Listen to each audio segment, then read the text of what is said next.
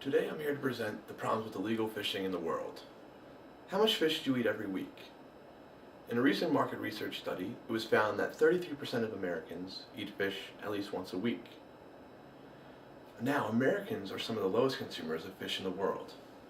Europeans are the highest, having approximately 70% of Europeans eating fish once a week. As you can see, this is a serious problem for the fish and the fish crops in the world today.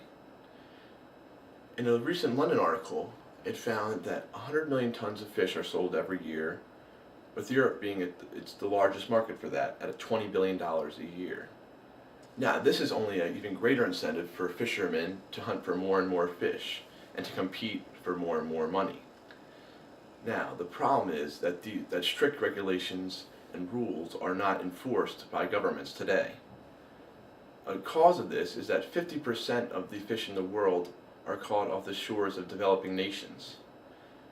This means that countries in Africa and South America are less developed because they have weaker central governments, meaning that they cannot even enforce rules and laws in their own lands, and especially not the ocean, which covers huge amounts of the world.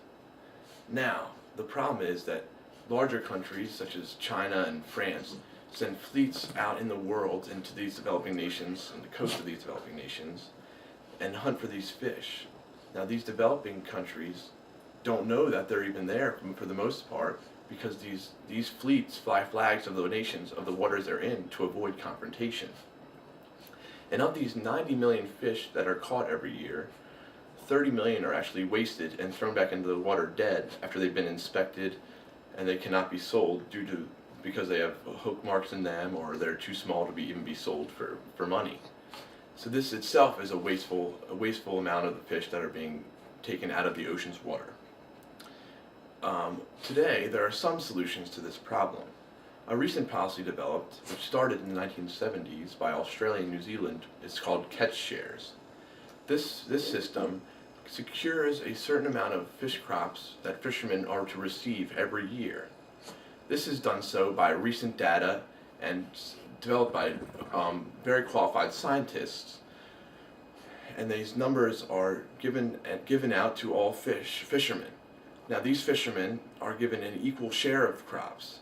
So there is less competition to hunt for more fish, and this ability has helped to boost markets, because these fish they're now competing for prices instead of how much they can catch and sell. As you can see, this is a very good solution to the problem, and today organizations such as Greenpeace are trying to implement these problems in developed nations, and who are able to enforce these policies. The United States has just began in these last few years to enforce some of these catch share systems. A region which is in dire need of this is the New England region, where cod and lobster are depleting in very high numbers due to the illegal fishing business. And also in Hawaii, a recent study by a news station there interviewed the Navy, who is sending out ships of their own not to capture and bring in illegal fishermen, but to observe and take photos and documentation of what these illegal fishermen are accumulating in the waters, and to bring it back to the U.S. government for facts, and to develop new laws and regulations in these oceans around the United States.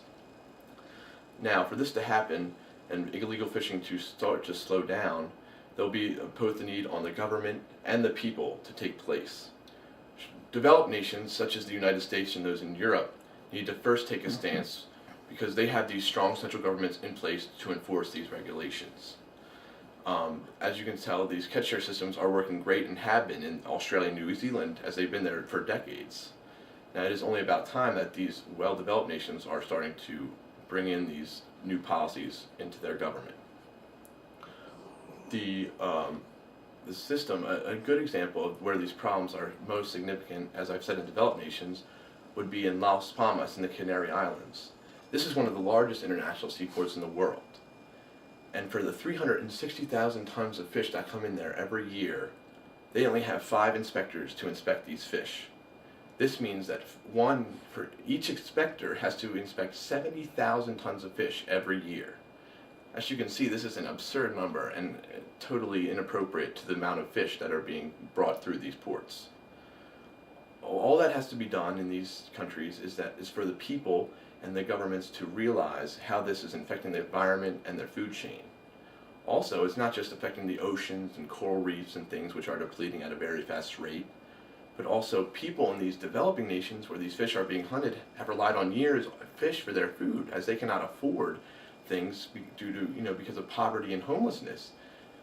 So since these fish are being caught off their coast and being brought to Europe and the Americas and wealthy nations who can pay these fishermen for their profit, they are losing out on their food supply, causing more hunger and starvation in these nations as well. The governments, this caused more riots and things in the governments in the developing nations, causing more problems there as well, which causes less regulation and less strict force on the governments in the oceans because they can't even control their own land. As you can see, the illegal fishing business is a broad and a big moneymaker, which makes it difficult to regulate and to stop. As many of these fishermen have a say in government acts and laws, so it is harder for these governments to enforce these rules. All that has to be done is that for these certain policies, such as catch-share systems, to be slowly implemented and be put in place. But these actions must take place today. If they are not done soon, over the next half century, these fish crops in the world could be depleted by 50%. This could cause drastic effects to all over the world, to everyone and the environment. There's no excuse for this matter, and this illegal fishing needs to be stopped today.